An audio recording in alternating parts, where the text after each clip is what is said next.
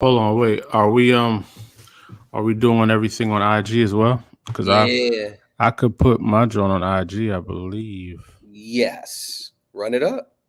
And then let me just set it up real quick because I know I got to put the little pin in there. Uh, I hit the live button. Oh No, but no, go no, ahead. no, Go it's ahead, all dude. good. It's all good because I'll be able to do it anyway. Bet. All right. And I just officially hit the live button on IG as well. It's not going to mess that up. Okay, what's going on, everybody that's watching the good stuff? We have obviously an awesome ensemble of folks here today. We got Jamel Lessie over here from Concord Comics, and we've got Lonzo Starr as well. We are going to get to talking about power scaling right after this intro.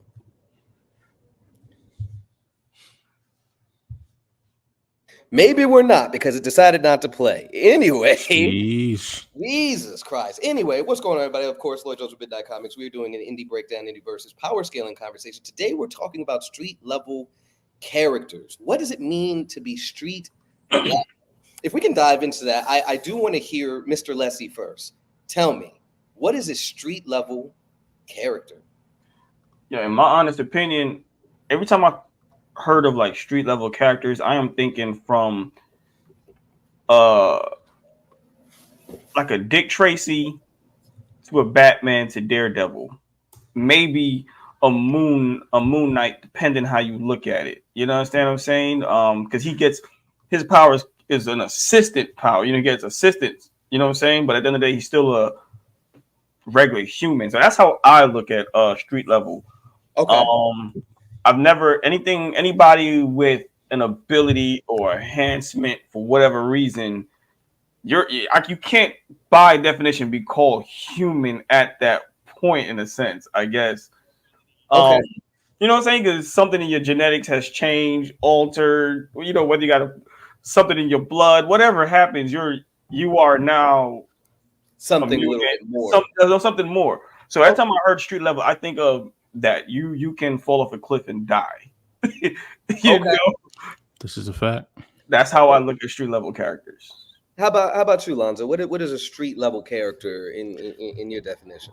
To me, a street level character is somebody who stays local to their neighborhood. And it depends on the threat level that they can handle. Usually, nothing that's like world breaker.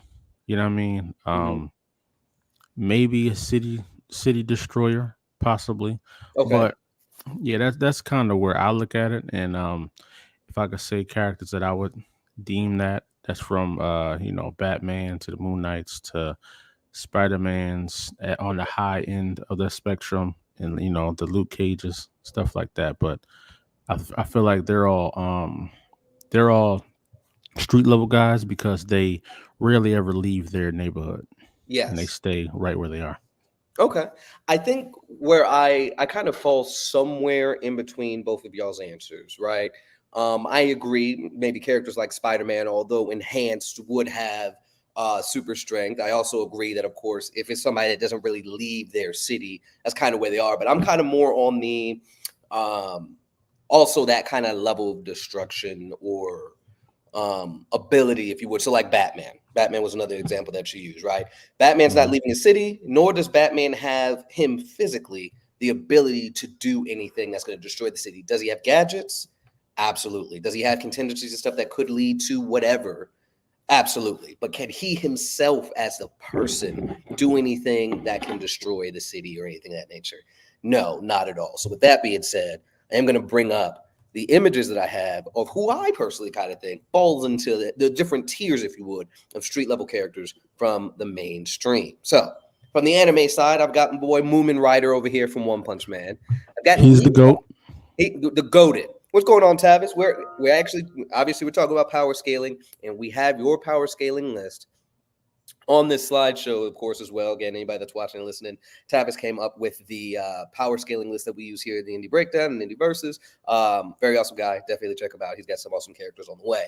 But yeah, on the anime side, we have Moomin Rider from One Punch Man. We've got Levi Ackerman. I'm not sure if everybody's going to agree with My that, but man Levi Levi. Titan. And of course, we got Eraserhead from My Hero Academia. Um, we'll stop there really quick for the anime side. Are we the only one that I think is a point of contention? I guess that I was assuming it would be like Levi because he's fighting Titans or anything like that. But my idea is essentially he's a regular street dude because first off, his upbringing, but second, you shoot this guy, he's done. Right? Oh He's yeah. he's his durability, all that other stuff. So although he's taking on things that can decimate entire towns and cities, and obviously, the rumbling, I don't put him anywhere above a street level thing. And we'll dive into that power scale list in a second. But do we disagree with this list at all? Any points of contention with the anime side? I mean, for me, yes, and I could be wrong. No.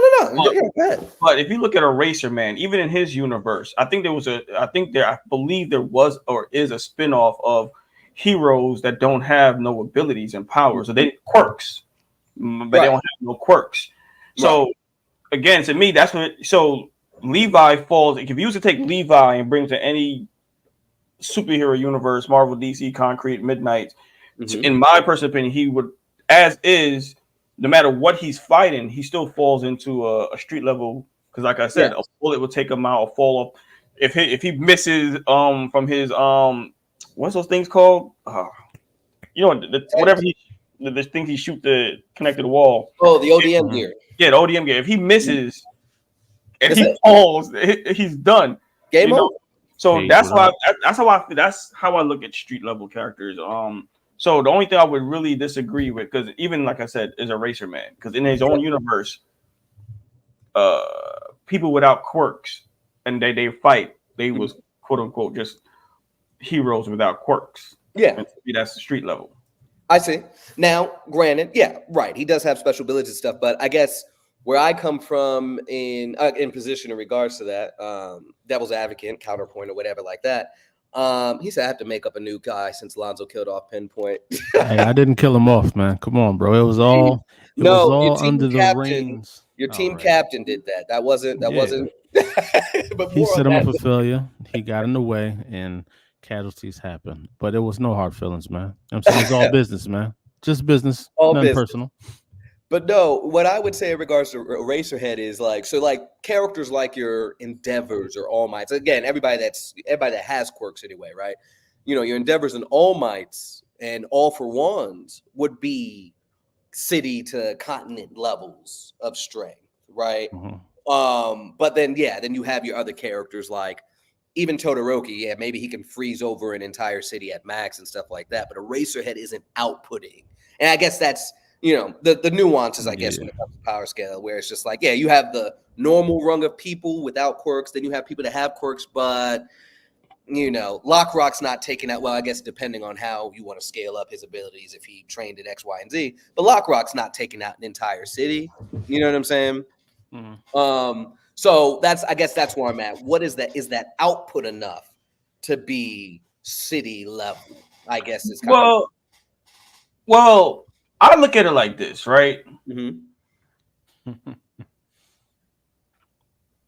we're going to base it off, I don't think it's whether they leave the city or not. It's a matter of. It's a matter of if you take any superhero and you place them in another location, who are they still in that location? Yeah, you know what I'm saying. So right. Batman is going to be Batman no matter where he goes. Even if you take him to an alien city in space, he can't do enough to change anything outside of whatever suit or gadget he brings along. Yeah. If you take Superman and bring him to an alien planet, Superman can be a real threat to that planet. Absolutely. You know what I'm saying? So that's why I feel like I think street level are just when I first heard the terminology street level, I am thinking more grounded, more closer to what I am in reality. Yes. And then above that is okay. You know what I'm saying? If Batman was to get injected with secret serum, he is no longer street level in my eyes. Even if he still does the same exact shit, bro, you can now lift up a car with ease. Okay, I see what you're saying. Yeah, I feel like that's still even lifting up a car. Like, for instance, Captain America's job title leads him going multiple places, fighting multiple things, fighting things that will protect ultimately the continent or the world. versus Daredevil's usually fighting something that directly conflicts with the residents in that area or people in that area. Same as Spider-Man, usually dealing with stuff that affects the citizens of New York City. He's not worried about Connecticut or nowhere else. He's not in Facts. Philadelphia. He's literally only in his one location fighting for his community. To me, that's where I look at street level heroes. I see. But, Eh, Now, but power does matter to me though at the same time. yes, You know what I yes, and mean? yes, So it's like a perfect marriage between location, and story. power, and threat. Okay. And I think that's closer to where, like I said, I'm somewhere in between where both of y'all said, but yeah, that's probably closest to where I'm at. And anybody that's watching, listening, all that other good stuff, throw in your 2 cents. Tavis said, street level to me are characters that work mainly on the streets, fighting thugs, criminal organizations, etc. So yeah, absolutely. So what I am going to do, let's move over to the right hand side here. We got the Marvel characters, of course. We got Batman sitting there in the middle, but we've got Punisher, Daredevil, and Spider-Man. I think Spider-Man would be a point of contention for Jamel, again, since we're talking about enhanced characters and stuff like that in that. But again, anybody else that's watching and listening right now, is Spider-Man, Punisher, and Daredevil, would they fall under street level characters? Punisher and Daredevil to me for sure. Okay. What's going on, Again, everybody on IG? again, even Spider-Man. I mean, a lot of people forget that Spider-Man is still semi-mutating, even though it hasn't been an issue. You know, it was a story arc or whatever the case may be. From my understanding, he's still semi-mutating, and he can or potentially could become much more, whether monstrous or more powerful. So again, even that within itself lets me know that again, with my belief and understanding, I don't think Spider-Man belongs there. Okay.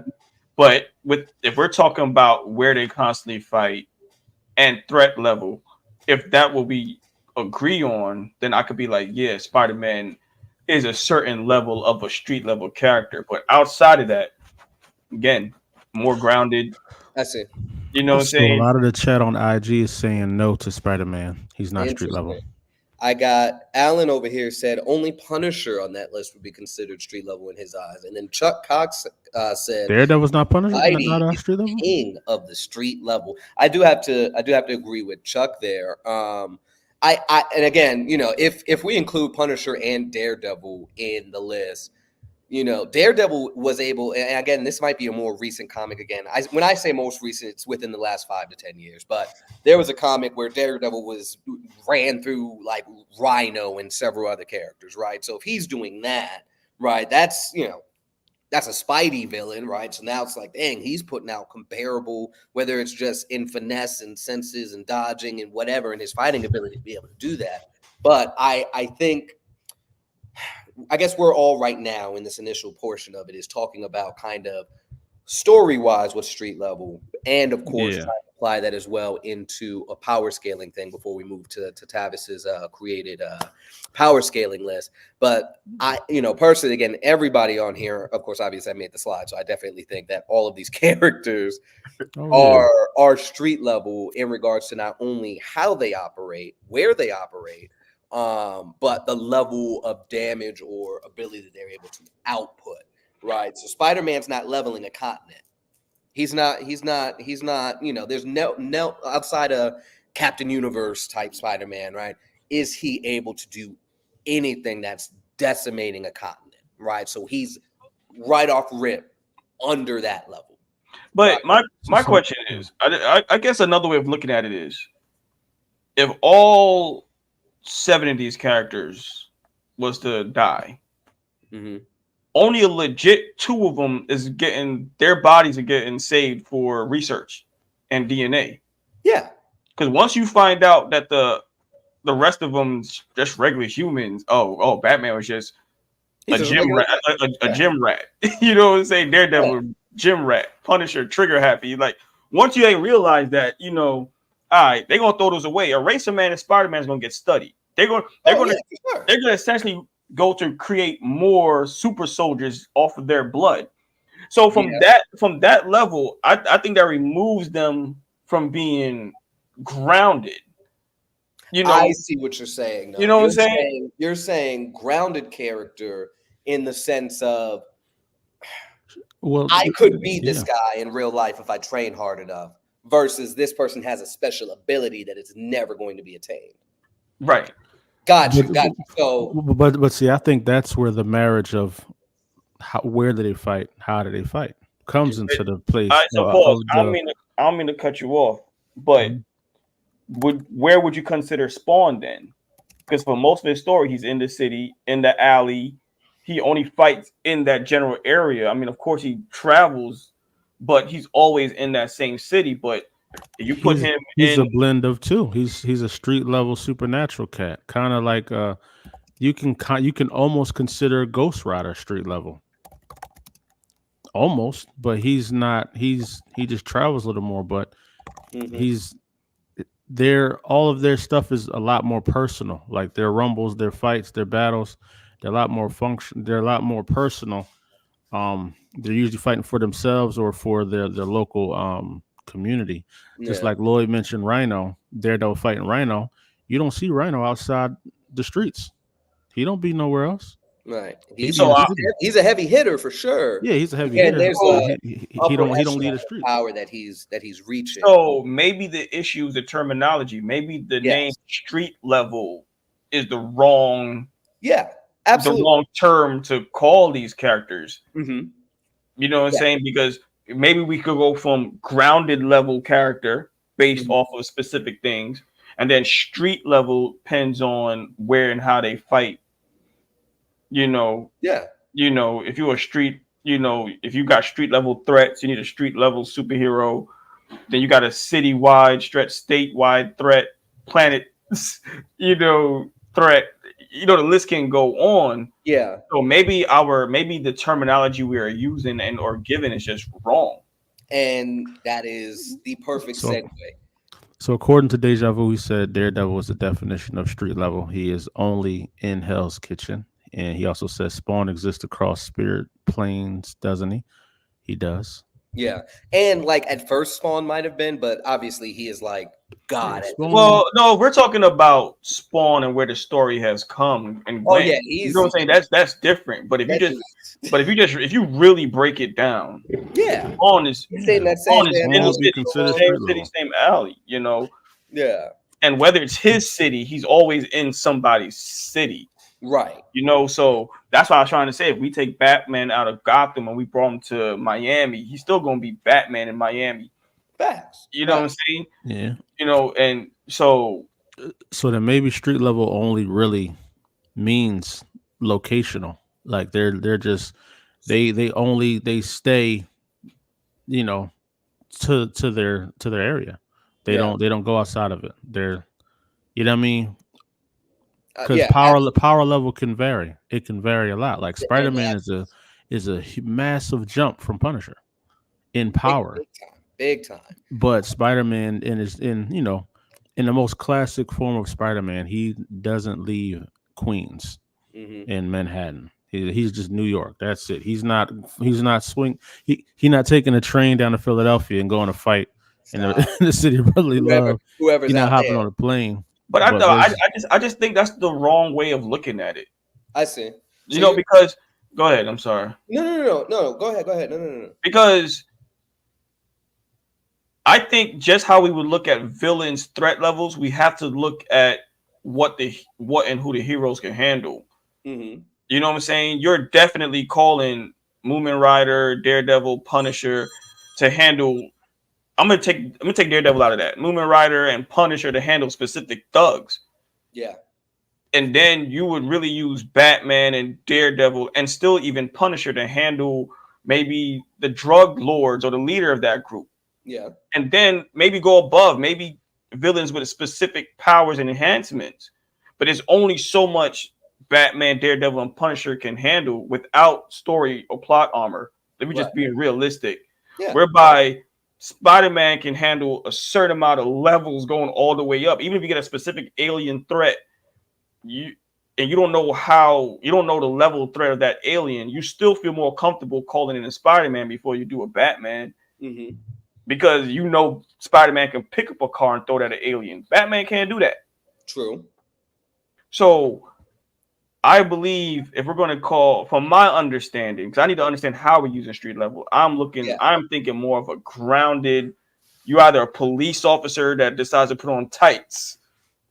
That's my idea of street level. You know, a regular dude, all right, cool, I'm going to do this, versus enhancement. Because once you get enhanced for whatever reason, to me, you're like a mutant, alien, mixed, spiritual person. Like, you already have your own You have something there. titles. So I guess the street level is just anybody that has no enhancements. Okay. They're just it's either equipment or just their natural fighting ability. Yeah. And so, funny enough, so a second ago, well, I'm going to go through the comments really quick, but a second ago, Tavis actually dropped something in there just now. So the first is, of course, like you said, Spidey is strong and enhanced physically. His base of operation is the city streets. Resident 76 said Iron Man started out more street level, more as a street level character because he had no powers. Tavis said they would study Batman's brain, going back to what you said earlier, because of his intelligence. Resident 76 said the next couple of things. He said Daredevil has powers from the toxic stuff that blinded him, but Hawkeye and Black Widow would fall under street level, of course, as well. But the terminology for power scaling that Tavis brought up just now, and on the power scaling list, is urban level. That's more of what the power scaling list, no matter where you go, whether it's Tavis's list or any official power scaling list and stuff like that, that's closer to where the terminology would be. He also ended up saying that Luke Cage is another one who works mainly on the streets, but physically he can go with the heavy hitters. And then Chuck Cox was the last one just now that said, I'd argue Ra's al Ghul is a planet level threat, but I understand where you're going with grounded versus street. And yes, Ra's al Ghul, however you say it, he is a street level. Well, I would say he's street level because he's a regular guy, but his influence in the organization that he runs makes him a planetary level threat because of what he can cause in the long run, but not anything necessarily that he can do himself. And I will segue into that by switching over to Tavis's power scaling list here, which again, if you compare it to, other power scaling lists and stuff out here, this is pretty much on average close to what you'll see, including the kind of breakups and stuff like that. I do love how he has it broken down here, though. And so going to the urban level, again, I'm more attributed to the side of the power scaling where it's what level of destruction or power output does the character provide. Not only does the operation, where they operate and how they operate, but again, where is their power output? And so I think, again, so tier 8 urban level, as stated previously, the 3 tiers in that is small or up to large building destruction, city block level destruction, or multiple city blocks level of destruction, right? And so that definitely works for a Spider-Man, right? We can agree that with enough straight, he's knocking that down. But right now, again, so any tier 8, 9, and 10 would be street level characters. Tier 8, 9, and 10 is definitely street level for right? sure. And if you want to push it, there could be different levels of street level characters. Let's just get that out of the way now as well, right? Because you have characters like saying Deku, right? He's not going to space to fight Galactus. Again, I keep using that as an example. We talk about that off air, if you would. But he's not fighting Doomsday. You know what I mean? He's not doing that. There's a certain level echelon or anything like that. But if you want to push it, I think tier 7 through 10 could be where you can find some street level characters. But that's absolutely pushing. My question is this. Okay. Deadpool. Okay. 2 versions of Deadpool. Deadpool that can regenerate. A healing factor, and Deadpool without a healing factor. Same characters. Where would you put him? I would put him at tier 9. Super tier 9 in the same place because he can't really do no damage like right. We're basing off of damage they can themselves or what they have. Yes, themselves. Damage themselves can do. Yes. Like no gadgets, no weapons.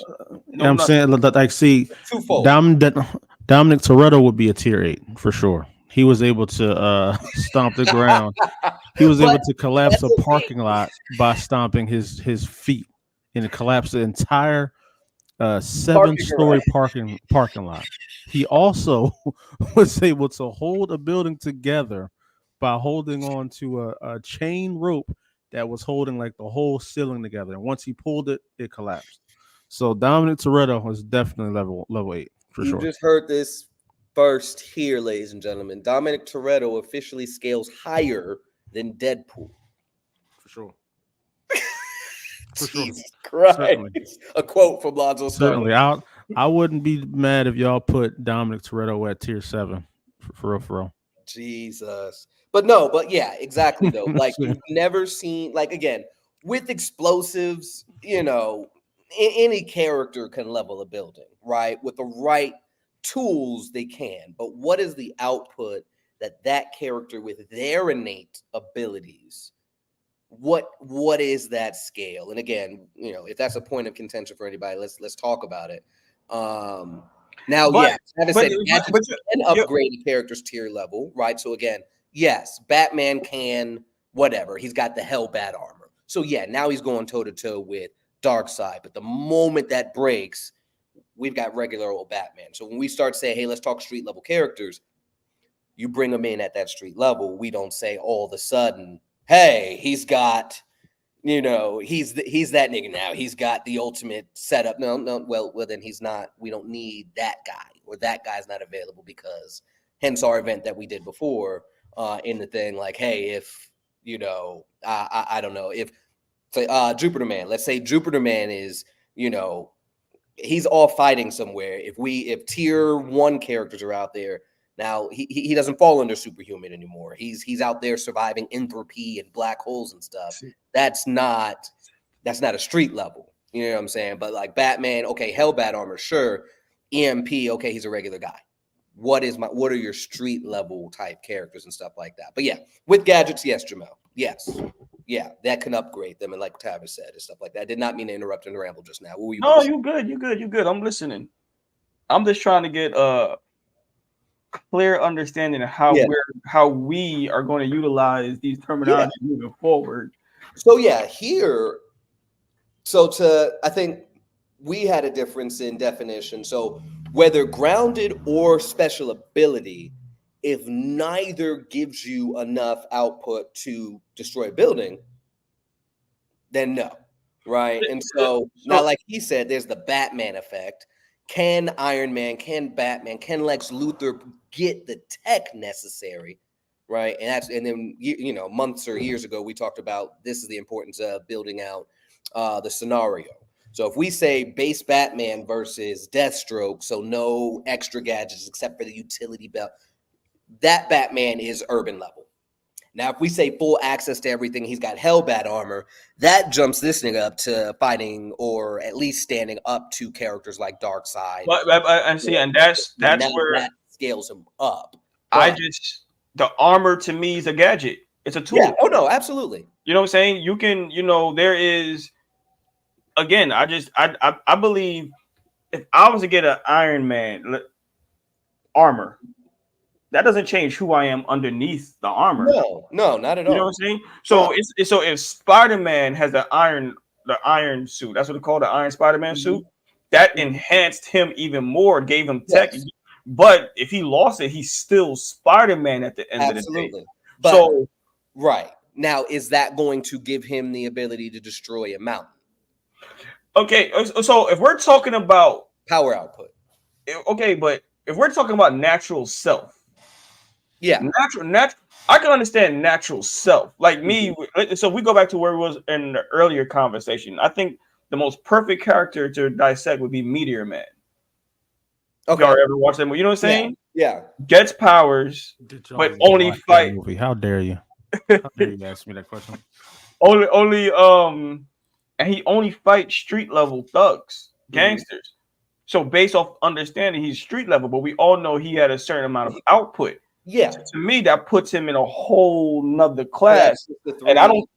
And personally, I wouldn't merge or blend the mutants or the enhanced humans because I think that just takes away from urban level or street level characters. Because at that point you put everything in its own tiers, as they said. So I don't think if we base it off of like all of a sudden Batman gets armor. This is his output. Oh This, yeah, no.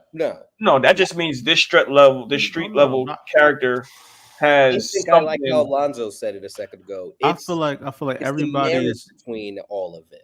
Yeah, I feel like if we're talking just output, we judge everyone off their base. Who are they at their base? And Yes. that's it. At their base, Batman's normal. He would be a tier 10 dude. You know what I'm saying?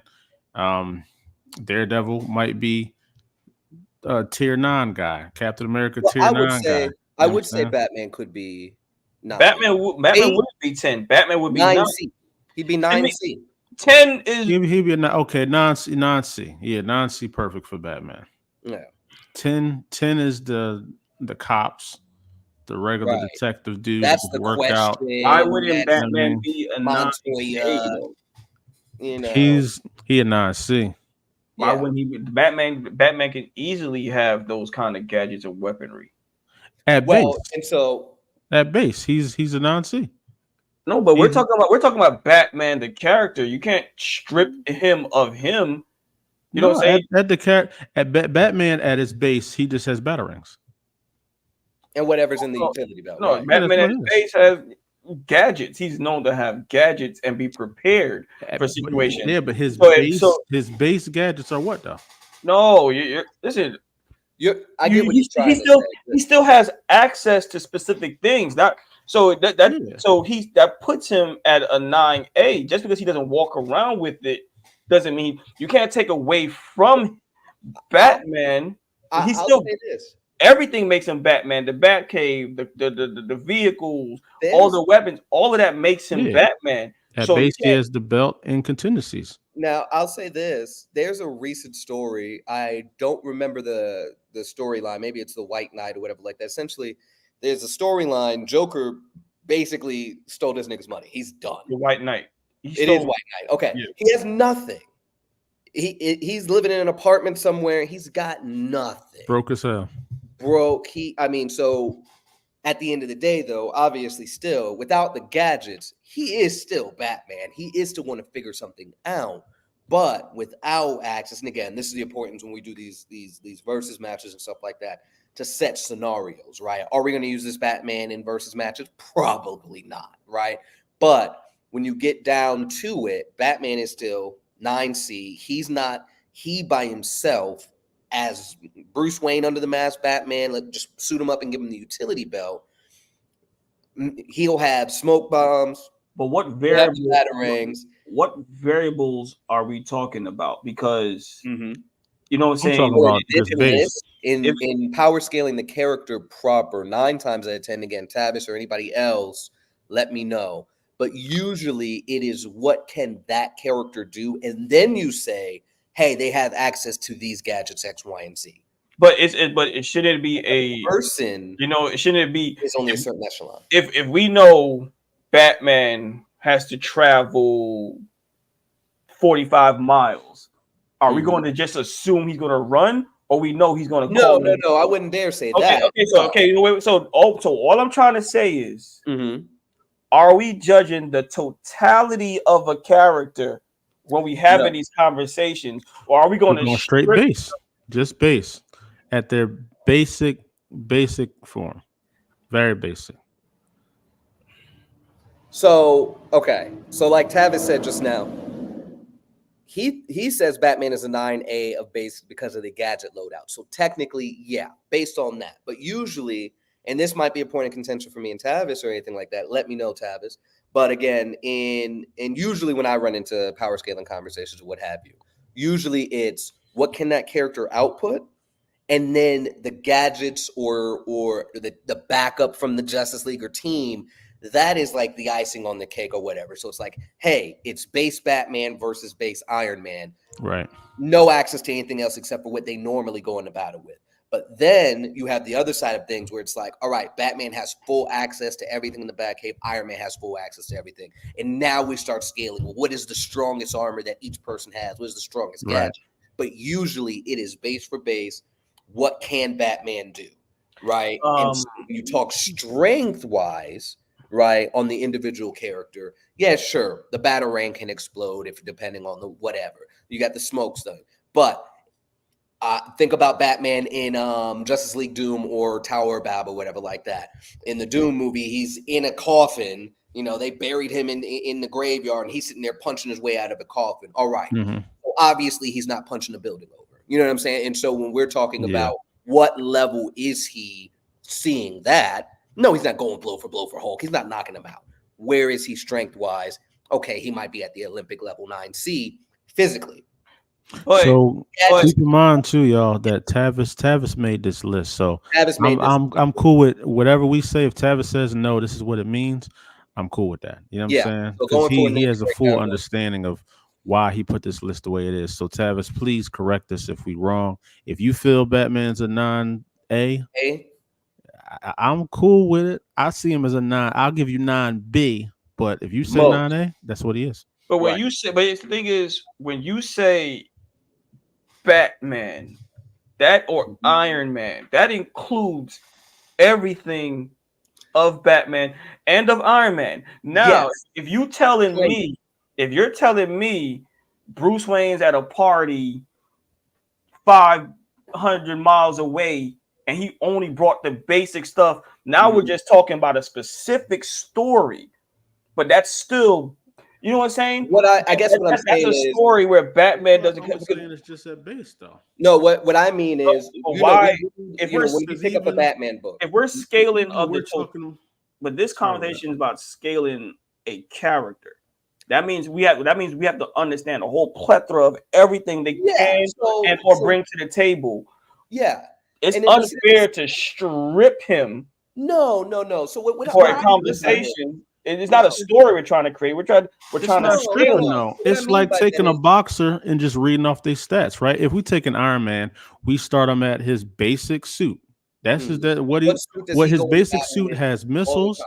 His basic suit has missiles, has this, that, boom, boom, boom, boom, boom. He don't Right. got the other stuff he added on there from story complexes. All that other Mhm. stuff came from stories. He's not pulling But up in Hulkbuster. At base, he just has a he But just has a he suit.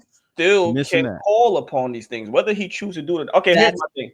Yes, That depends on the story, Okay, though. okay, wherever Superman falls, let's say when we have this next conversation for the Superman level threat characters, Mhm. that is the same thing as saying, well, we have to account for the fact that Superman's always holding back. Right. So then we have to take what is the strongest Superman moment when he stopped holding back? Have we? And then if it's canon, and then has he ever surpassed this moment? But okay, so then that means you have to give. That means you would have to give fine. Iron Man and Batman everything they have at their disposal. Not necessarily. So here's what I mean by that. So hear me out. So Batman at his strongest, just Batman, sure, whatever. And that's why again, scenarios are important, if anything. But what we're saying in this sense is Iron Man. If we say versus base at base, Batman and Iron Man, whatever. They are not. Iron Man's not always pulling up in Hulkbuster. Batman's not always pulling up in Hellbat. And even if he's out at a party or who's whatever, he's got his base set ready to go. He's he's gonna have batarangs. You know he's gonna have a grapple hook. You know he's gonna have the smoke bombs. You know he's gonna have smoke bombs. He's gonna have his car, his bike, his ship. Right. And like you said, in regards to enhanced people, Spider-Man, Superman, they're not getting a power boost. They don't have an extra, or I guess in the case of Spider-Man, he might have an extra suit or something like that. You know, now you can talk about symbiote suits and stuff like that. But Spider-Man doesn't always have the symbiote suit. I guess we'll stick with that example, right? And so if he has the symbiote suit, that's a whole different discussion and argument. Whereas Spider-Man without it is a different conversation, stuff like that. So now when you do your versus match, you say, all right, Spider-Man base, and you talk about whichever Spider-Man you want, whether he's got the web cartridges or you have the clone or whatever like that doesn't, whatever. What is Spider-Man doing versus X person? And then if there is access to symbiote suit or access to Iron Spider armor, that's the icing on the cake for the scenario, right? But then you go back to the Superman example like we was talking about. Yes, we see Superman holding back. And so if we want to say blow for blow, is anybody putting out as much output as Superman? Then you take a canon event. What is the strongest moment of Superman that you could pull from in canon in regards to calculating his strength? And then say, all right, this is the strength level that he's outputting. right? And now that's what we use. And that's still, whether he's holding back or strength, that's something inherent to him. That's base for base inherent. But again, we keep the person in character. Is he going to run up on Bruce Wayne and swing on him as hard as he did the World Forger? No. And that's the wonderful kind of nuance. But my thing is, if we're talking, if the conversation is based off of just scaling, yeah, not story or scenarios or then it's just base. That means base Punisher is a man without a gun. Yeah, but think about his durability, his fighting prowess. For scaling Punisher, I'm in the vein of, we're talking about the character, not crazy shit that happened when Batman survived falling from space and shit. Oh my god! I'm not talking about that. I am just talking about, if we're talking about what makes Batman, what makes Iron Man, what makes Punisher. At the end of the day, regardless of what everything and anything Punisher can do, Punisher was all about his access to guns. So that is so when we're just talking about power scaling now. We're not talking. So we have to judge them at their 100%. We can't bring them down to 0%. Because when you're telling us the 0%, yeah, but it's a lot harder. It's a known fact that Iron Man has suits for almost every occasion. You can't take that away from him if we're trying to scale. But if we're putting somebody on a stat sheet, you start from the base form, then work your way up. So yes, if at base he may be a 10, a 9A or whatever for Batman, but then once we break down, okay, this is where he starts.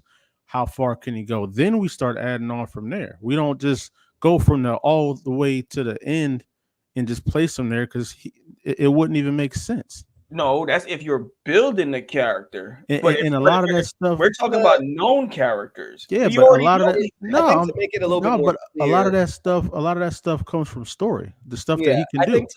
It's not, to make it more clear, the base kit is usually what people talk about. So no, I'm not saying throw Punisher in the ring with no equipment. Punisher is going to come in there 9 times out of 10 with a knife. He's going to be strapped up. A 9 and an M16. That's what we owe, or shotgun. He's coming there with a rifle, a handgun, and a knife minimum. That's so yes. There's going to be gadgets. I'm not saying strip them. They're out there, And Iron Man's suit comes with the ability to call in what he needs. You can't take that away from him. No. That's the suit, though. But that's Iron Man. We're talking about Batman at base. Is just if he's just walking around patrolling the city, he just has on regular stuff. Right. Yeah, on his bat suit, batarangs. He got what he got on. He's not gonna have just the Hellbat sitting on top of a roof somewhere. I said access. Listen to what I said. Access. I'm judging the totality of the character and scaling based off of the list I'm looking at, because this is that nowhere on here does it say base or at there. Because at the end of the day, I'm looking at it as I would first judge Superman at the fact that of where he can get his max power if he was to sit in the sun. Because he's that level threat. We're talking about level threat, not what they're doing today, what they can potentially do. So Superman is an extreme threat. Yeah. So because of what he can do, that's how Batman looked at him. So let's ask Tavis real quick. Real quick, Tavis, are we starting from base at their truest form, who they are, or is this just wherever they got to? Yeah, Tavis actually said in a comment here that he thinks that we should have a base rating and a potential rating, and Vince White with the indie deck actually did something just like that in regards to that. There was here's what they are when they're normally doing stuff, and then it's balls to the wall. If I don't figure this out, everybody's dead type situation. And so I'm fine with that. Superman is, he's not destroying a galaxy, but he could. I've never seen a move of Superman. I'm sorry. I spoke too soon, but he's a threat. He's a threat. He's a threat to the galaxy, right? But he's, that's going to be a lot. Me and Tosh was talking about this earlier. Like they were saying, Cell Saga, Cell could destroy the universe, right? And so that's a whole thing. right? So yeah, maybe eventually he can go through and destroy it. But I'm imagining, again, this is Tavis's list, and But listen, According I to the don't think Godfather of the Superman is list, destroying according to that. Yeah. I don't think he's destroying a galaxy. But I would say listen, Superman but how do is in you? the top 4A. But if you judge a according to the threat, Godfather of the list, Tavis said we're starting at base. that's fine if Travis say that way. I know I'm standing on how I feel because Okay. Phil. listen. If I was to get for most people, me, I love pit bulls. Phil has no I point in this logical world. love pit bulls. You know, my brother had one. People judge the potential of what Yes. that pit bull can do Mhm. if the lockjaw or they get ignorant or you treat them bad. They don't judge them at base level puppy or these well trained. They're like, listen, this dog is a threat to your family and or your little kids to other dogs, not knowing how he's trained, how he was raised, none of that. So my thing is, because of Superman's potential, that's how we judge the threat, not what he does on his day to day. Now, Batman has the potential of plethora of items and gadgets where this is what he can, and he has access to it, same as Iron Man. So why would we now judge the base and not the potential? The difference is because, like you say, and I agree with what you're saying, and we do have a couple comments, but I think the difference is Superman's strength is innate to him, and he chooses to hold back. The moment he stops holding back, we can take those moments of, all right, this is the highest output that he has. But wait. Like he's not. He doesn't get Zenkai boost. But wait, but that's my thing. But Batman has to call in a suit. Bruce Wayne is not leveling a building with punches. If he runs out of batarangs, now again, we're still saying base kit is fine. Base kit is fine. But name something in his base kit that's leveling a continent. Listen, I'm not trying to say. I'm just saying. I'm just saying he has the whole point of when you label something a threat is because of what they have access what they can do, or what they can do. Get to the threat section, though. I don't. Right, my bad. The threat, whatever. But I'm saying in my personal opinion, you judge them on what they potentially can do because that's how you understand their true level. You're not going to call if you're having a specific fight. You're not going to call Batman because of his base. You're going to call Batman because of what story complex. Right, and so that's what we're talking about. Power scaling. What he can bring. What's going on, Molly? Yeah. So that's what we mean by power scaling, though. Like you just said, if there's a bunch of Paradooms like in Justice League, what Apocalypse War, right? I'm not calling Batman to fight Paradoom. I will have him plot out what the team should do. Maybe he'll be able to get inside and disrupt, communications or whatever like that. But if I'm like, hey, bro, I'm in a fight. I'm fighting against Doomsday, bro. I need you to help me fight this thing. I'm not calling him for the blow for blow. I'm not. Now, I will say, somebody asked on the Instagram, Dante Nike, I don't know how to pronounce the last name. He said, can you run up and just punch on Bruce at any time? And this reminds me of a conversation me and Lonzo had a couple months ago. Would we try to fight Batman for the $1 billion? I might try. For $1 billion? I'm rumbling Batman for sure. For $1 billion? I'm going to take that shot. I'm going to do just like the bull told Cap and Winter Soldier. Yo, put the shield down, baby. Come on. You know what I mean? What's up? Run it up. Run it up right now, man. Several comments that we missed. Tavis says certain characters can have 2 ratings of tier levels. Even the old Savage Hulk base level strength was 90, but his potential was limitless. Eric says Batman whips Iron Man's ass stripped down. Spider-Man, once he learns or develops martial arts, block him immediately. Block him immediately. Block him immediately. He said stripped down. Whips Iron Man's ass stripped down. Yeah. So if we're talking just Tony Stark, you see, that's my point. You don't listen. If we're talking Tony Stark sitting in his office, sure, but I don't know exactly what he means. He said exactly what he means. I think he was just commenting on if the 2 base for base, no suit. But obviously, of course, in this conversation, we're talking base. Yeah, Iron Man. Tony's base is his suit. Right. And so Batman's base is right. And so whatever that is, Wolverine has experienced so much over extended time. he is higher than just a brawler. Yeah, I definitely agree with that, Eric. Chuck said in a scaling sense, so again, I'm kind of going back a little bit because we did miss a couple of things. He said in a scaling sense, Punisher is just a dude with guns. Iron Man is a dude in a suit. So yeah, regular them without their base kits, they're regular people. Definitely not arguing that. And then yeah, so back to where Tavis said, starting at base, but but it could have a potential rating. They think the base of the is horrible. Okay, anyway, so now we're caught up. Eric did say Superman versus Brightburn. I'm not going to hold you. I didn't watch Brightburn, but Superman does punch harder than that kid does. So as far as I understand, but what I am looking forward to is the indie character side. Okay, so this is going to be good. Again, if we can really quick agree, I guess, on definition in regards to the power scaling. Mr. Right. Leslie's not going to agree. Okay, he's standing on his fence. He's standing 10 toes down. He don't want to start at base. He want to equate every listen, last that morsel level of these and the characters. power scaling can be different. As a regular human, right? Whether you see somebody, whether they're good or bad, powers and no powers, when you have a family to protect, you're going to judge them at a specific level. So if there's a bomber out there, you don't know if he has access to the bomb or the bomb is on him. That is a code 10, a code red. Yeah, you know what I'm saying? Red level, you up the level. Absolutely. So even in X-Men, the whole fear mongering is because you don't know what level and what kind of mutant you're getting. Right. So I agree. From a regular human, Superman is a threat level, whether he's a million times or not.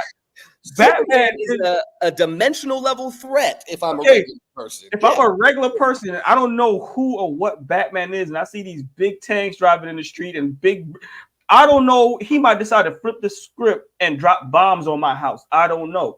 So my point is, if you don't judge something at base solely. You have to go potential and/or access. Like, I see what you're saying. So like threat level, when you have it set up like in like the One Punch Man universe or anything of that nature, like absolutely these threat levels, you even have to kind of exaggerate it or scale upwards, right? Let's say conversation, don't laugh at me.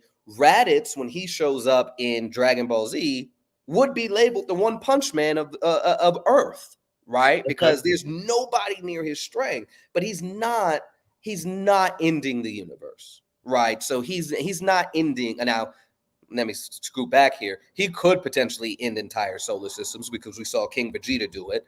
Now he's not as strong as King Vegeta, but King Vegeta just waved his hand and took out like 3 planets at the same time. So King Vegeta, let's go with him anyway. He's what? He would be solar system level destruction. He's a tier 4, right? One of the weakest characters in Dragon Ball Z is a tier 4, right? But I guess all that to say, like that threat level to a regular person would be like, oh my gosh, he's disrupting everything, right? But all that to say, the threat level can be exaggerated, but power scaling in regards to these characters in these versus matches don't necessarily fall under the same definition. And Tavis, help me out if that makes sense. Help me out if that makes sense. No, you make sense. You make sense to me. I'm just talking for the right now. Yes, for what this is. Like, why would it be? I have if we're character building, yes. Right? If we're character building, right? Mm-hmm. And I was to create Batman. Yes. Take out the versus anything. Yes. What makes Batman Batman is to me is the totality, the money, the access to Fox, the access to the Batcave, and everything. To me, that is Batman. Does he go out in base form? Yes. Okay. But the character Batman has access to the suit, the weapons, the gadgets, the money, the 5,000 different bat towers in Gotham City. At base, though. But he doesn't do those other things until. But all of those things is a factor that makes Batman. Yeah, So and why? so like what you just said, like if Maybe I'm I'm saying it wrong, but no, you're not at all, not at all. this is Batman. He doesn't You can't have a lot of take those. away. He doesn't have a lot of that stuff at base though. At base, he just has the Batcave. He has the whip. He has the plane. His gadgets, and that's it. Then he creates things for certain reasons. If Yeah, we're just talking just Batman, just feeling like, yo, I need a suit to go and protect my city. He's just gonna have yes. a regular suit, batarangs, car, whip, whatever. That's Mhm. base. That's literally base. Everything else, all these other suits he's made and stuff like that, every one of those suits was made for a specific purpose. Yeah. Listen, And I now know these are what things I know. yeah, I don't think you're I hearing me. think Chuck actually has a good segue. I have a really good example for you right here on the same vein, twofold here. He said threat level versus actual destructive output question mark, right? If I'm going to use a Dragon Ball example one more time, probably not the last time, but if I'm going to use a Dragon Ball example, Cell was strong enough, according to the announcer, according to sources, to destroy the universe, right? Is he as strong as Beerus, who can obviously Do potentially the destroy the exact universe? same thing. No, but the No. threat level of Cell is universal, but his destructive output is not the same as a Beerus, as a Zeno, or anything of that nature, right? And so, yes, threat level, he's a universal threat, but his Kamehameha wave only really threatened to destroy the solar system. Sit, You know what I'm sit. saying? So that's So my so to thing answer, is, to go back to that and answer that. But then when you said what makes, say, Batman, right? Or one more Dragon Ball example, what makes Goku, right? It for both of them, it's that will, right? That drive, their mission, or what have you.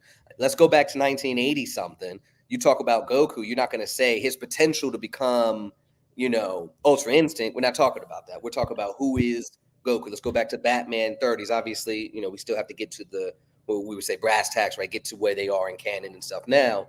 But what makes up that character is that willpower, that mission, their determination to get that, to train their way up to these certain things or invent these certain things. But they're not going ultra uber right out the gate. I'm going ultra instinct right out the gate. I'm bringing Hellbat. They're going out there like, I'm going to recon. I'm going to do what I normally do on my patrol. What do I need to survive this day's mission? Right. But if you're So not take it away from that, but there's been so many instances in regards to Batman where he's out there fighting somebody. It's like, shoot, I need to get back to base. I don't have what I need. Right. So now that's what we're talking about when we usually okay, so now Batman is your character, and you're bringing him to this versus. Mm-hmm. Are you sending in base Batman, or Yeah. are you sending in Batman because you gotta I'm using gotta whatever my compete? most recent canon version of my character is. So if yeah, Batman is going out on patrol Oh, we're regularly, talking about the versus. yeah, absolutely. I'm sending out Now base. again, if we say that's the importance of scenario. So if I say, all right, y'all, we are bringing strongest version, and we're never going to do this in the group. But if I say Superman versus Goku, I'm not bringing the weakest version of Superman or Goku. I'm going to say both of them at their absolute strongest, or access to everything they've ever done, or we can use what ifs or anything like that, but the scenario is what's important. So no, So it makes sense to what you, was said earlier. Then yes, we need a list for base form and put access, or what they have access to, or what can be done, because there's no middle here. I think we're what I would fighting. There say is a is middle. There's from moving base and then forward, potential. I I think think it should just there's be two base. ratings. Yeah, What base do and they do in There their potential. is no story? middle. There's no middle. I would Base and say potential. base. Base is easy. Base is very easy if we're talking about base. Everything starts from the simplest form of what it is. Bro, okay, but everybody knows there's a base to everything. It But if starts at the simplest form. we're trying to scale a character. When we used to get those cards with the powers and You got to abilities and start at the intelligence, base though. Then you it scale. wasn't based. It was based off who the character is, not Yeah. But based. how do you scale them if you're adding in everything at the same time? I mean, how do So you start from base if you're throwing here's in what I would everything at the say, same time? right? At the moment, right, and I bring this up because the Creator Class #2 is coming up with our next season. And we have Odina in there, right? We know Odina's getting trained right now in the story. I'm not going to say, let's get Odina Volume 2. We haven't seen that. What We haven't level is seen any. Orphan Maker? How strong is she right now? What is that upper echelon of strength? So whatever she's thrown out, whatever output she's thrown out, that's where she's at. We can't say anything more past that, right? How fast can she fly, balls to the wall? Whatever we've seen in the book, that's as far as we go. So same thing with your Batmans. Obviously, we're getting to 100 plus years of content for these characters, right? We've got scenes of Batman reacting or stabbing Reverse Flash in the foot, right? And so now it's like, oh, his level of perception is there. So that's what you can use and stuff like that as base. That's inherent. He can react to Reverse Flash. So his perception is that. Can't argue with that. Who they are and base are not the same thing. I agree. Right. I get what he was saying with that, Chuck, in regards to what makes that character. So like who they are in base, it does make sense in the sense of characters like Green Lantern. If Hal Jordan wasn't inherently a strong-willed person, he would not be the greatest Green Lantern of all time. If Kyle Rayner wasn't an artist, he wouldn't be nowhere near as creative as he is or as versatile as he is as a Green Lantern as he is. So it's like I understand where it's not the same thing, but a lot of the stuff when it comes to certain characters in any medium, it is a very thin but yet intertwined thing. All right. So right here it says when power scaling fictional characters, it's important to consider their demonstrated abilities, feats, and overall impact within their fictional universe. Yes. This can include their physical strength, magical powers, intelligence, and any other unique traits or skills they possess. All right. So this is what I'm trying to say. That was missing. Wait, this is what I'm trying to say. No, it says they're considered their demonstrated abilities, feats, whatever. So so that's basically saying if you've seen somebody do so, or can do so, or have access to something, that is their level. And I can go to another one. Did it say? And I'm power scaling is a method of determining a character's power by comparing them to other characters in their series. It's based on feats and implications, and the key difference is how these powers relate to one another. But and same thing here. So I'm not trying to be argumentative. No, not at all. I'm trying to understand. So we're going to talk versus. How are we judging this scale? Are we going exactly like that? Automatically assumed we're going base, or everything we've seen and know they can do? Right. When you drop the character sheet of your character, what is that? A character sheet. Yeah, but what's usually on there? The basics information. You don't say, "Oh yeah, in issue 4 he levitated a planet," or in this that. That's not in there. Wait. No, these are things at the first verses. We look at 2 character sheets, and then we say off the sheets this person wins, and then it goes to the next level. Well, this is why he doesn't win, because he was able to do this, do that. The base is already understood. It's not understood. It's not understood to everybody. Everybody has a base. Yeah, that is a fact. But if we're going, if you're going into a fight, there's a known fact that this man knows 3 different types of martial arts. I only know kickboxing. Like, that is understood. I don't know what you're going to use. I just know you can do it. In a skill set already. Yeah, that's in a skill set. Okay, so we're saying about everything they can do. If we're talking about Batman at base, what can he do? He's martial artist. He does this, does that, has gadgets, and he thinks. But I want to. If we're talking about Batman at base, we're talking about giving him a level. Yeah, and I'm saying the level should be judged on the totality of Batman, not the base. I agree with what you read, what it said. And again, if we were to continue arguing semantics before we move over to the indie side, the one thing that I didn't hear brought up is gadgets, tools. It said whatever. Now hear me out. Again, I agree with you. They need to come in with their base kit. Absolutely. We can't take away the bat suit and say, all right, Batman. That's not fair. Let's take away the suit and say Iron Man. That's not, absolutely not. But on there, and again, if it does say it on there, then I'll shut up. But yeah, take everything that they've done, right? We know what Bruce Wayne, we know what Batman can do physically. We know he can put some stuff together. We've seen him. There was one storyline. He got drugged with military grade cocaine and was just lost to himself, lost his mind, and became that Zur-En-Arrh Batman, right? Where he pieced together a whole suit out of trash because he is still physically Batman. He's still mentally Batman, whether he has access to everything or not. So what we're saying is not necessarily, you know, what we're saying is the gadgets don't make the character. Right now, obviously, Green Lantern, you take the ring away. That's a whole nother ballpark. We're not saying take that inherent thing away from the character, but what we're saying is base for base, Batman with Kit, Green Lantern, for example, Kit for Kit. He's coming in there with a ring. That's all he's coming in with.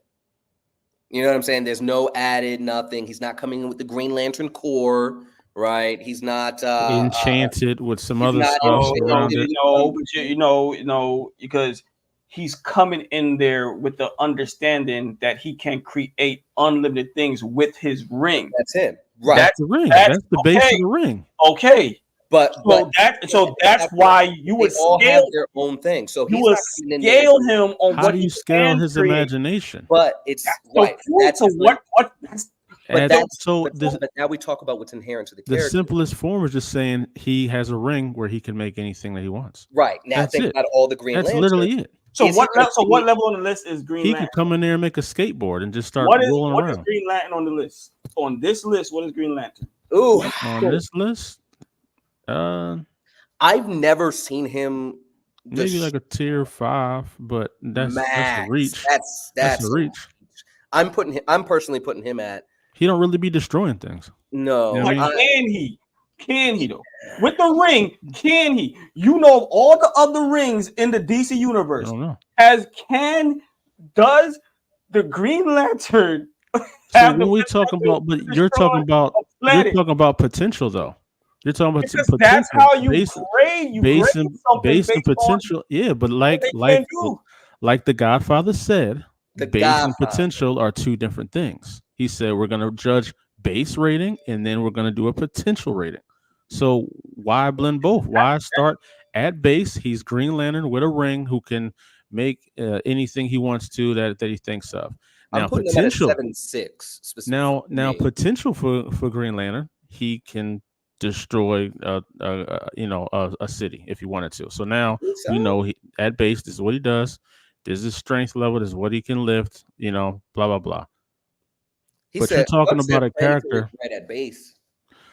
But you're talking about a character. I think threat is different than output, but that's we're not arguing that at the moment. Even with Green Lantern he's a very no, not you. I was talking in the comments. I'm sorry. Green Lantern is a very difficult person to scale because his thing is all about imagination. But at base we know at base we know what he's coming in with is his ring. Now you put his ring up against base Batman with just his suit and his equipment that he has.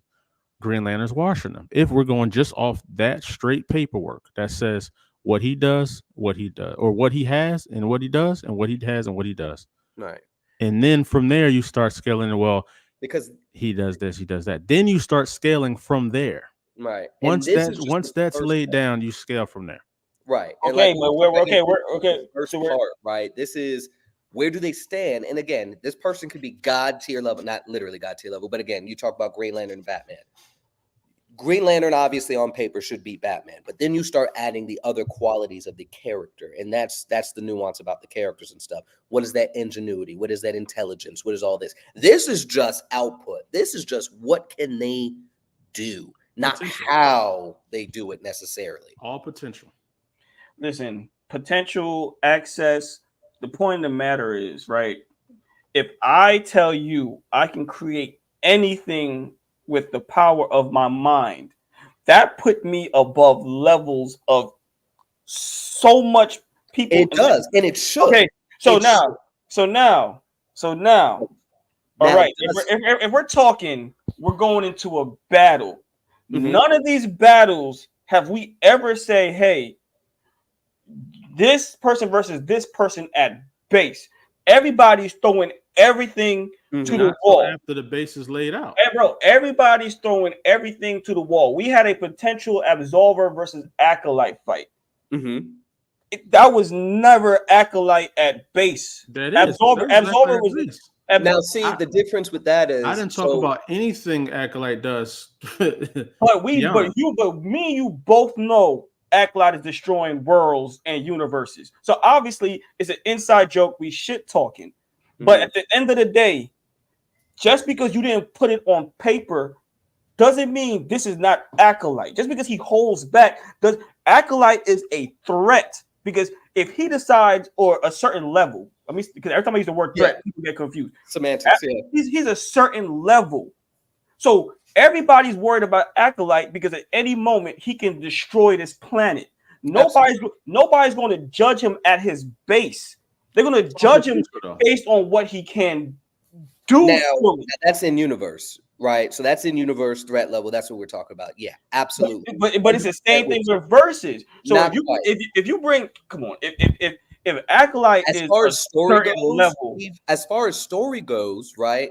We haven't seen him do anything that would threaten the destruction of the planet per se. Yes, but y'all have two different type of verses. Y'all have the random verses where people for sure. All they bullshit in, and then y'all have the actual verses where now that's different. Now that is where we got to use book and all that, and then we calculate. But now we're still in the same vein. We're calculating though. What is it that character do? And the book provides more insight. Now, then we limit the person by saying, hey, in your book, Acolyte, for sake of conversation, we'll talk about a speed feat. He was able to traverse the Milky Way galaxy in minutes. So now we're calculating, this is the fastest we've seen him move. That's as fast as he's going.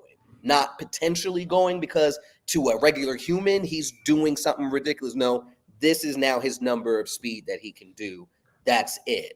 Right now, again, maybe balls to the wall and he's like, I got to get back to Earth and save the day. Maybe he can go faster, but we don't have that. So now, again, in the official show, I can't do that. I can only say, this is what we saw as the feat. That is the absolute fastest we can pull from. Now, when we're doing the group versus match, all right, hey, if you say your guy is massively faster than light speed, then that's it. There's no arguing that. That's it, right? Because there's nothing else to go off of. So we play a little bit more fast and loose in the group because there's less data to pull from, if you would. Right. But now what we're trying to talk about now is if we say, hey, this person is street level, and then somebody says they have incalculable strength, that doesn't quite work. You know what I'm saying? If they're city level and they're destroying, if we're city level, if we're urban level, if you would, and we say they can destroy multiple city blocks, right, then that's calculable, right? If you start talking about immeasurable levels of strength, you're talking about breaking space-time continuum type stuff. You know what I'm saying? So that's what we're trying to kind of avoid and try to iron out. I mean, at the end of the day, all I'm trying to say is at base, we all know the car is going to get you to point A to point B. That's base. That's understood. Mm-hmm. Now, what type of engine you have in it, how fast it goes, how durable it is, how it withstands the different terrain, mm-hmm. All of that changes how you would grade every car specific. Yeah. So if we're judging base, that is, to me, that is already understood. We buy certain things. Unfortunately. That's car at base. Because I'm sure Barry can run at different speeds. Yeah. But there is a base speed. I'm pretty sure you and I can potentially keep up with. No, his base speed is already set at what it is. I've never understood. I don't understand why we said it really good. Factory. I was just about to say that. A car, you can read a car and see exactly what it does. Now, if you bring that car to the John, and I'm thinking this is what it does, but then you like, oh no. Before I came here, I added some attachments, got knives in it, got this, that, changed the tires, and this. Now it's not the same car. That's an enhanced version of the base. Now the difference is if you have a character that has powers, then that factory made version of that character, right? So when we talk about Flash, okay, he's got he's super fast. Whatever he does, that's innate to him. Now, if you start talking about, when they also use the cosmic treadmill to do all this other stuff and that's now adding the icing on cake on what else he can do with these extra whatever. But Listen, factory made Barry Allen, all I know is what is he coming in there with? all I know is when most things in life get graded and put on a level, it is based on the totality of said thing, not not the horse, because the horse and carriage will do the same thing as the car. So but which one is more like? I get what you're saying. You know what I'm saying? So I'm again sorry if everything I'm being argumentative. I'm not. I just love understanding. I am just used to grading something at the totality, not we pick and choose scenarios and variables and this, that, and the third. Question though. So if we're going to go at the base, that means moving forward, if and when I drop and participate, I am coming in at base. I'm not coming in with the totality.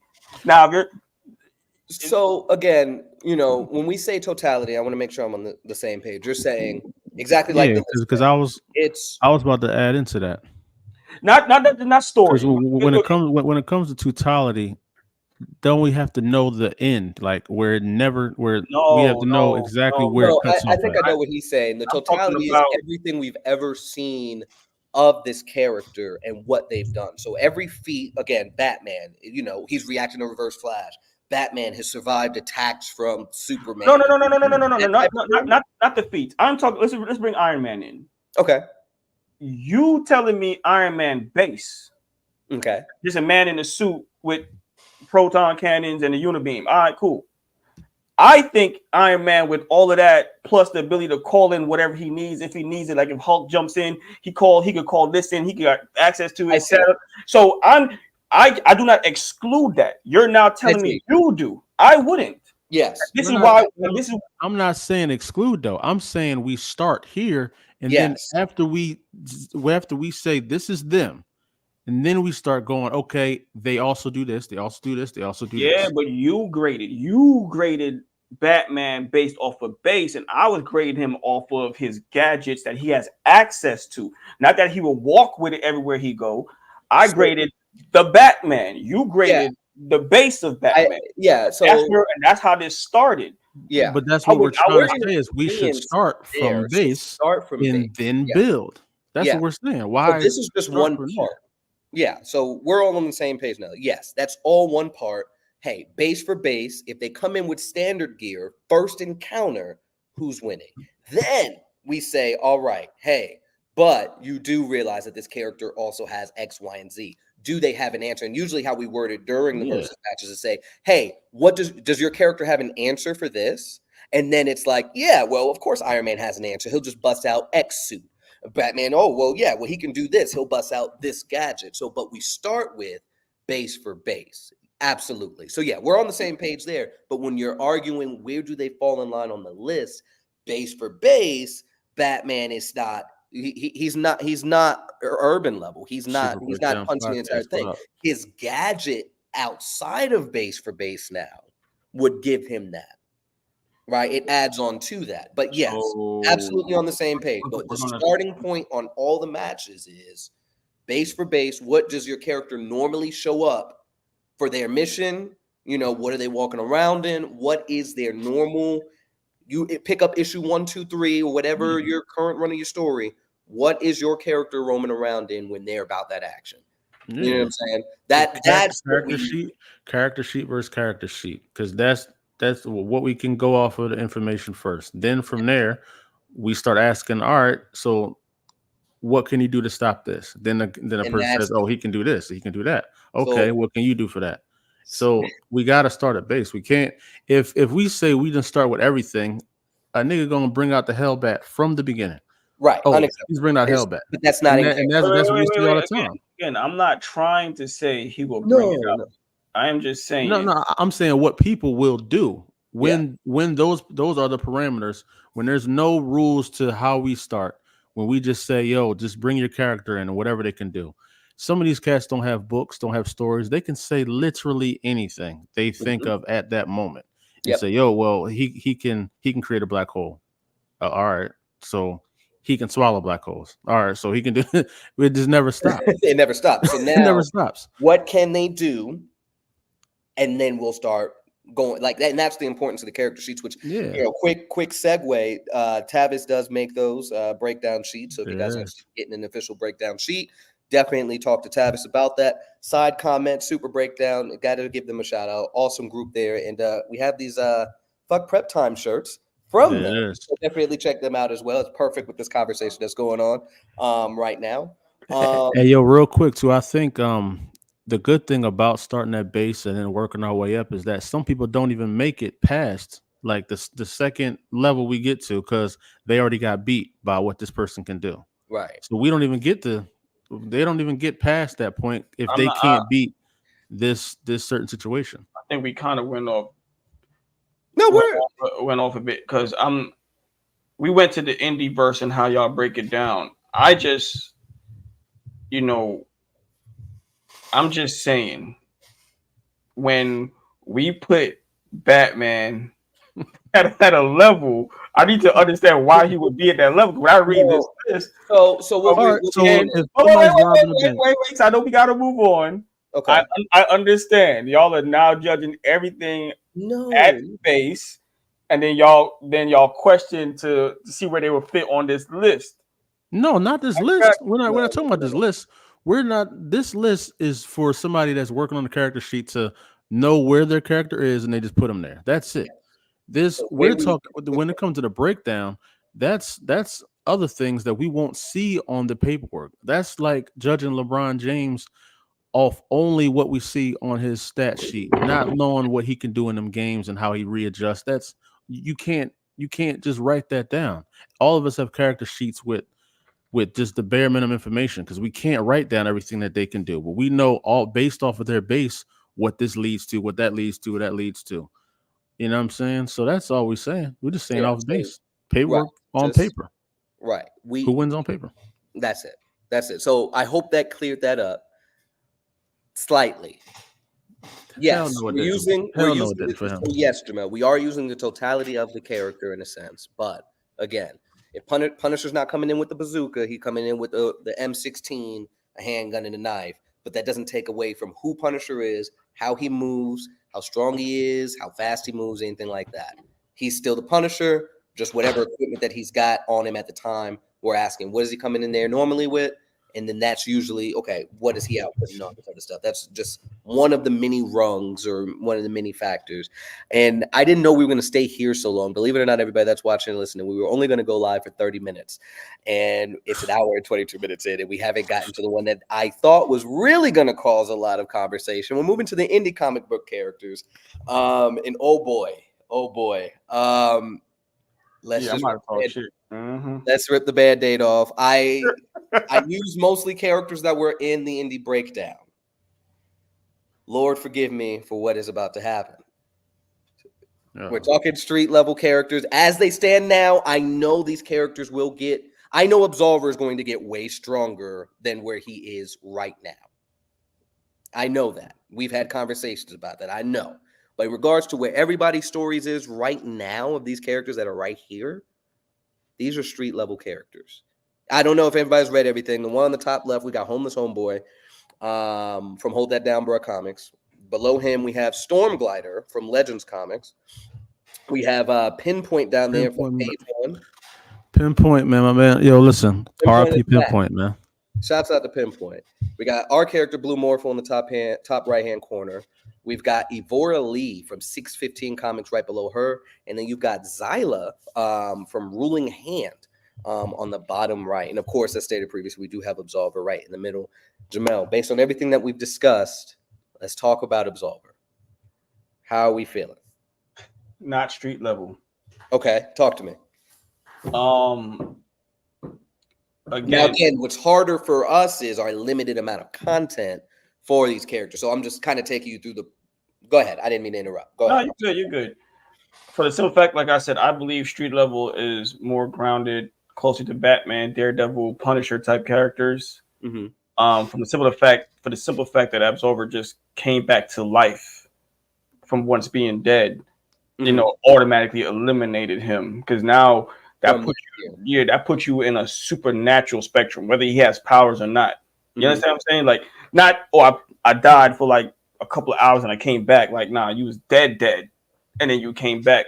So that automatically puts you in a supernatural side of things. And then when you add everything he can do and this, that, and the third, then that okay. me, that takes him away from street level. And then just to confirm, of course, again, obviously he's supernatural. I'm calling him in. Like if there's a fight, if we bring a mainstream person, if we're talking supernatural stuff and like Spawn type situation is happening, if I'm pulling from an indieverse, I'm calling Absolver, I'm calling Zuriel, I'm calling these type of cases for sure, absolutely. Now again, anybody that's listening, if you've read Absolver, all that stuff, throw in your 2 cents and stuff. If you've read any of these stories, throw in your 2 cents as well. I'm usually talking again. My stance in regards to like power scaling, in regards to that list, car was passing by. In regards to that list, I've always looked at it at the level of output that they showcased, right? The level of power or level of strength, not necessarily the level of threat, because again, Absolver on the supernatural side is a threat level, that I don't even know where to necessarily quantify. But in regards to, again, strength and ability, I put him in that urban level, subconsciously or just on the list, not necessarily subconsciously. I put him on that list on that level because I haven't seen him do anything or cause anything that would exceed a city level destruction. No.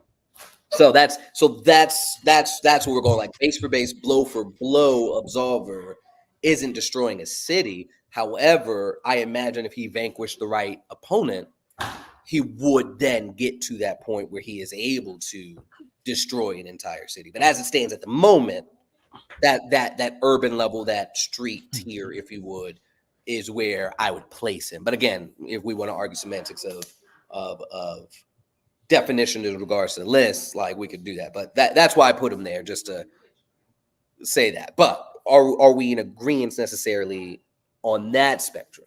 I mean, if you look at it from that aspect, yes. Okay. If you're looking at it from that aspect, I agree. So I would only disagree if we're just talking my understanding of urban and street level. But if we're going off the list and everything like that, 100%, no disagreement there.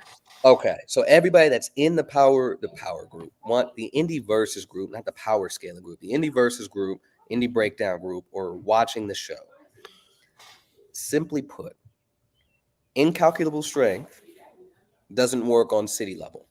Incalculable strength doesn't work on star level. They are calculable. Now, to the regular everyday person, as it relates to threat level, a regular person would be like, he has immeasurable strength. But when we're scaling it, it's measurable. So the hope is when we start tiering these characters out in the thing, and hopefully we can start doing power scaling Mondays. I think that'd be pretty cool. Whatever day we agree on, what have you. But I think that's something that we is definitely fire. And we would use the scaling system that Tavis has brought to the group and scale out all of these characters so that everybody knows, hey, my character is tier whatever. So sake of conversation, in one of the last events, not the Valesse one, but the one prior to that with the March Madness, we had a character by the name of Colossus. Colossus was that guy. Okay, let's just the long and short of it. So looking at like Colossus was able to do, this dude was dang near either a tier 1 or tier 0. This guy was an extra dimensional threat. He was crossing multiverses. He was able to, based on the fan made book, I think it was, by just punching against his opponent, had the potential to destroy entire universes. Right. So like didn't need to breathe. Right. Didn't need to breathe. Didn't need to do bleed. Right. Like he was he had this ability. Plot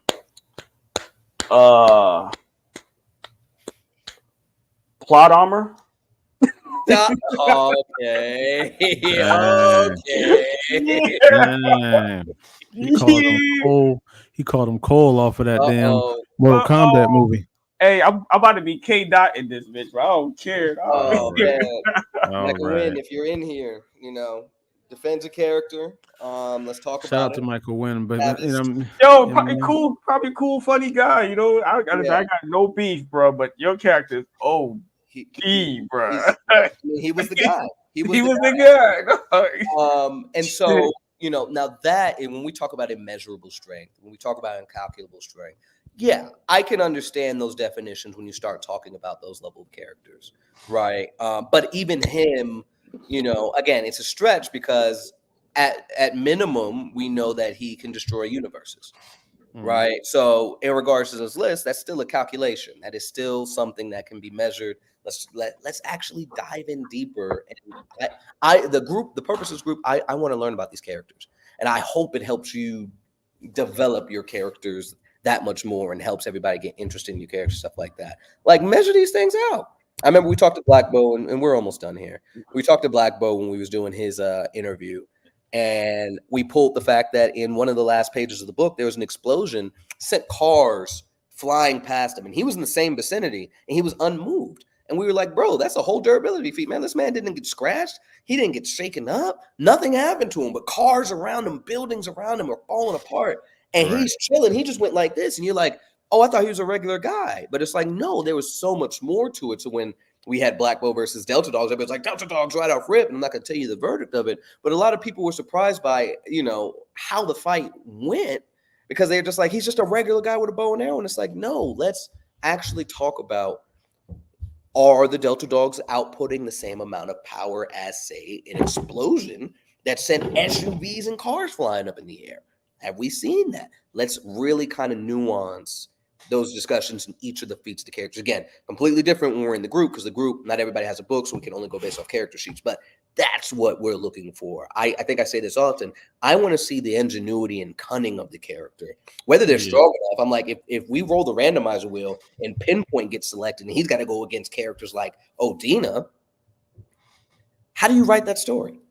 Let's talk about how Pinpoint engages. Let's talk about how Pinpoint tackles the threat of that nature. What kind of recon is he doing? What weapons is he bringing along with him? At the end of the day, he's peak human, so he's a 9C, right? Obviously, Odina is, according to our interview, is at least a 7A. So blow for blow, no, absolutely not. He's not fighting her. But what is he going to bring to the table with him? Because again, you go based on that story. Is he going, what gadgets is he going in there with?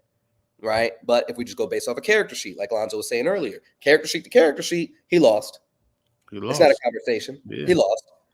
But now it's up to the creator. Yes. Now it's up to the creator to fight for your case. Right. Which makes it fun. So yeah, there we go. All this was just about street level, and we talked about it for an hour and a half. Jesus Christ. Editing's gonna be great. Editing is gonna be great. All thanks to y'all, man. I don't feel bad. I don't. Yeah, I feel like it's dope, man. Every time we do this, y'all always gang up on me. No, that's never intentional. That's never intentional. Gang up. It's never intentional. Y'all just bros at war. You threw the first punch, bro. See, you threw the first punch, and then we swing back. Anti-hero on this show. If I wasn't here, y'all would have just agreed, shook hands, and the shit would have been done in like 15 minutes. Y'all needed That's a lie. Me. No, me and Lloyd argue all the time, bro. A lot. I'm always secretly trying to destroy Lloyd. It's always. I mean, listen, and again, just to try to revert back, we also just confirmed, anybody that's just now tuning in, according to Lonzo, and of course according to the movies, that Dominic Toretto officially scales above Deadpool. So that'll be a whole nother thing that you guys can message him about in regards to that. But we've never seen a strength feat like that from Deadpool, but that's a whole nother side conversation. Does anybody have any other closing remarks as it relates to power scaling and versus matches as a whole? So my one closing remark is I challenge our members, our creators, our community in the group, man. Really dive deep in with your characters, man. Don't just try to make someone that's just powerful and impossible to beat, because then it lacks imagination of like what could happen in that story. Some of these characters I see, I can't even imagine reading a story about them because they do everything. They have no weaknesses. They're just there just to win. I really want to see, vulnerability. I want to see people that have something to lose. And I want to inspire y'all to just really dig deep with y'all creations, man. That's it. You know what I'm saying? Don't be afraid to throw in a pinpoint. Pinpoint be out there. Pinpoint be in them Pinpoint streets. is everywhere and And not he keeps it scared. real with the power scaling. He don't try to, add on nothing. Like Pinpoint is what Pinpoint does. He knows where where he stands, what he can fight, and he's gonna try to do his best. If he gets clipped, he gets clipped. That's Mhm. what happens, man. So that's really all I gotta say. Be on the Jamel, lookout for Odina Week next week, all over concrete. I know the vibes. Jamel. Um, yeah, just to piggyback off of that, we all grew up watching specific shows and reading comics and stuff, and we've always liked the underdog story. You know how they're gonna bounce back. Oh my God, what's gonna happen next week? You know, the whole point of loving Super Saiyan was because we saw Goku constantly get beat up, but we always love how he came back with a new power level or how he decided to do something. Um, if I'm just going to keep it real, like it's not it's not fun if your character can't get they don't have a weakness or some kind of vulnerability. If I go down a list and your character can do 20,000 things, then it's like, okay, I'm not going to participate, you know, and Ain't no point. it's no point. It's not enjoyable. There's no fun in uh the fan factor, I should say, when fans are looking and trying to vote just off of that, you're just going to win. So if you're just creating characters that's going to be unstoppable, then I agree. There's no reason for me to buy your comics because I know he's going to win. You know, it's not. If you look at how strong Galactus is, you know, one variant weaknesses are like if he doesn't have a planet to eat, he will get Yeah, weak. take a week and Now, get clipped. and whether they show it or they use that against him, we as readers all know this. So as powerful as he is, we know his weakness. Got a And weakness. and Hmm. to tell a great story, if we're looking at power scaling, if your hero is at a 5 or whatever number, however you look at it, then their villains need to be at 6, 7, 10. or Yeah. even match them to a point where you know every hero has their twin per se. You know, every hero has that one that'll take them to another level, push them mentally, emotionally, and Right. if your character is super strong, that is it's really not a fun read. Like it's not, Yeah. you know, and it's not cool if I call it the kryptonite theory, whereby because the old Superman books they should just throw kryptonite everywhere for Superman. Boom, Hmm. boom, and that's why he became such a hard character to write for, and that's why they started giving him more of the human factor of things with emotions and stuff to bring him down, I guess. Yeah. But yeah, it's not fun if your characters are like crazy powerful for no reason. Don't be So afraid to lose, y'all. Yeah, That for real. you took Don't be afraid mine. to lose, You man. took mine.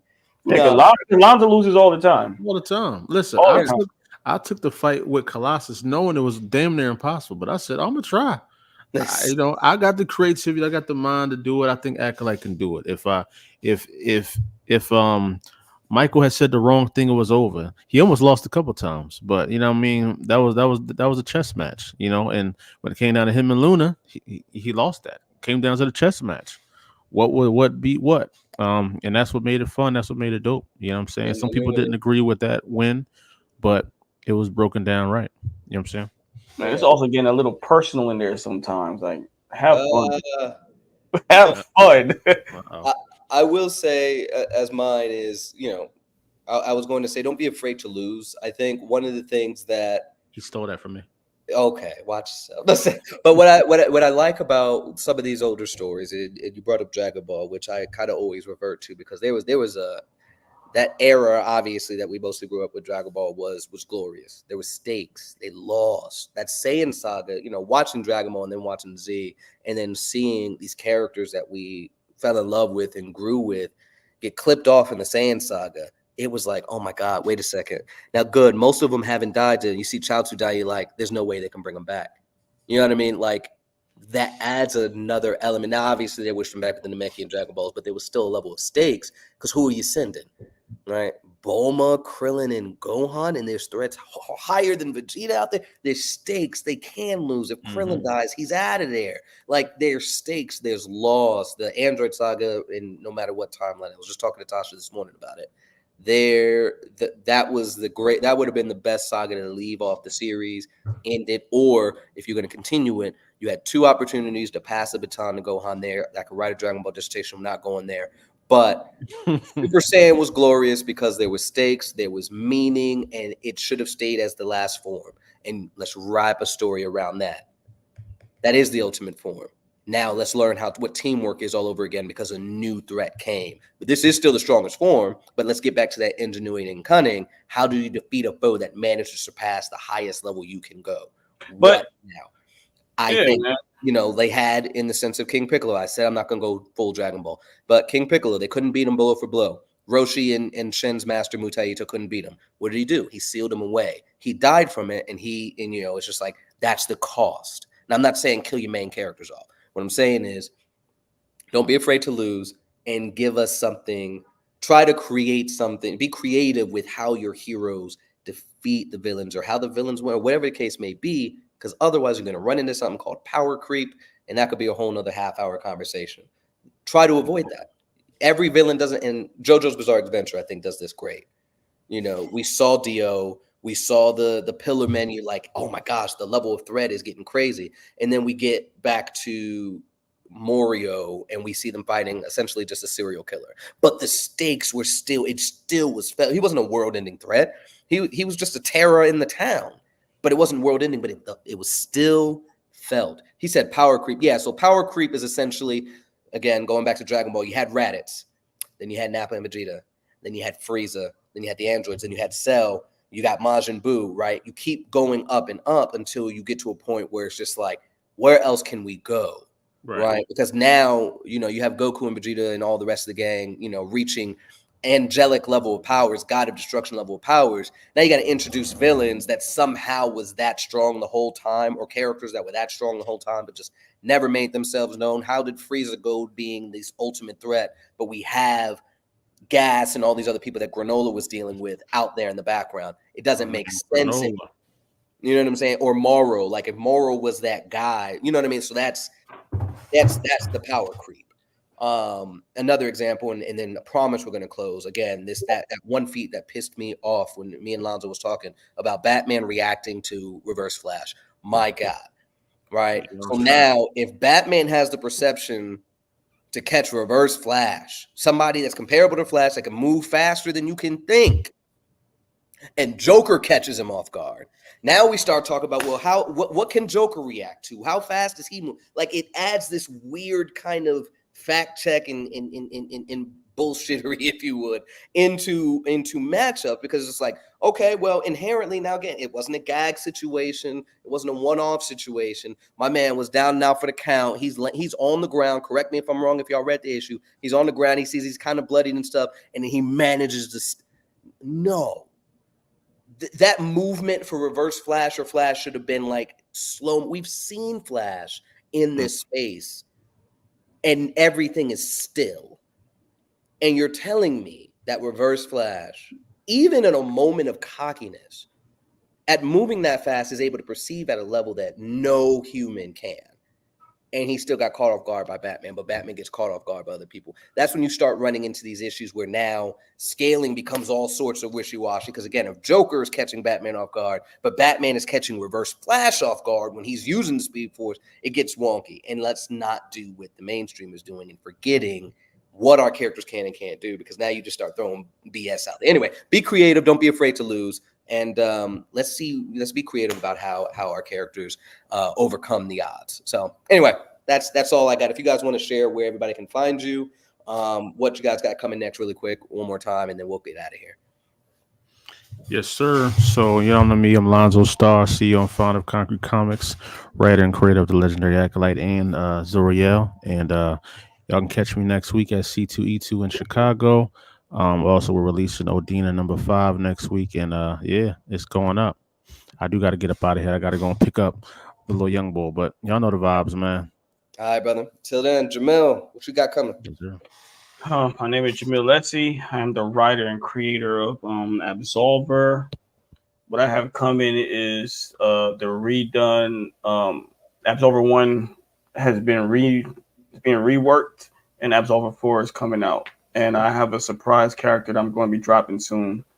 And that's it. Okay. And then, of course, everybody, Lloyd Judge with Midnight Comics. This has been an Indie Breakdown Power Scaling conversation. You guys can follow us at Midnight X Comics. All that stuff is below Midnight X Comics everywhere except for Facebook and YouTube, where it's just Midnight Comics. And, of course, please definitely follow the Indie Breakdown group. It'll be Indie Breakdown /verses, or you can follow the Instagram page, which is the same thing, Indie Breakdown Versus.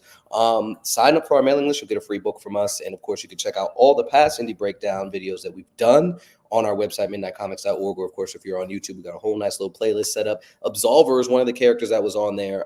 Definitely check that out, because I learned a lot via our conversations about what Absolver could do. I mean, I brought him up in the street level thing, but he's from, never mind, read it. He is a high level character. I need y'all to read that so you guys can see exactly what the heck I'm talking about. And I do look forward to seeing that new reworked story. And anyway, guys, I'm Lloyd Jones, Midnight Comics. Remember, until next time, everybody, midnight is coming, and see you then.